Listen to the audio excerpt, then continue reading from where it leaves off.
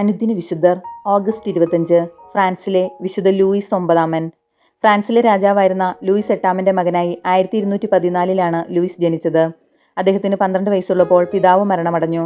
തുടർന്ന് രാജ്യാവകാശിയായി തീർന്ന ലൂയിസിന് പ്രായപൂർത്തിയാകാതിരുന്നതിനാൽ അദ്ദേഹത്തിൻ്റെ അമ്മ രാജ്യഭരണം ഏറ്റെടുത്തു.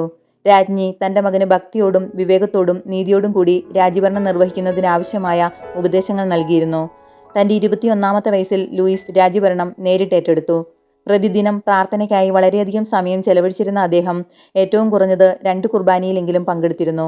രാജ്യത്തുള്ള ദരിദ്രരെയും നിരാലംബരെയും സംരക്ഷിക്കുന്നതിൽ അദ്ദേഹം പ്രത്യേകം ശ്രദ്ധിച്ചിരുന്നു. അമിതവലിശയും ദൈവദൂഷണവും അദ്ദേഹം നിയമവിരുദ്ധമാക്കി. ലളിതവും വിനയപൂർണവുമായ ജീവിതശൈലിക്ക് പേരുകേട്ട ലൂയിസ് ഒമ്പതാമൻ രാജാവ് വിശുദ്ധ നഗരത്തിൻ്റെ മോചനത്തിനു വേണ്ടിയുള്ള കുരിശുയുദ്ധത്തിനിടയിൽ 1270 ഓഗസ്റ്റ് 25 ടൂണിസിന് സമീപം കർത്താവിൽ അന്ത്യനിദ്ര പ്രാപിച്ചു. 1297 അദ്ദേഹത്തെ വിശുദ്ധനായി പ്രഖ്യാപിച്ചു.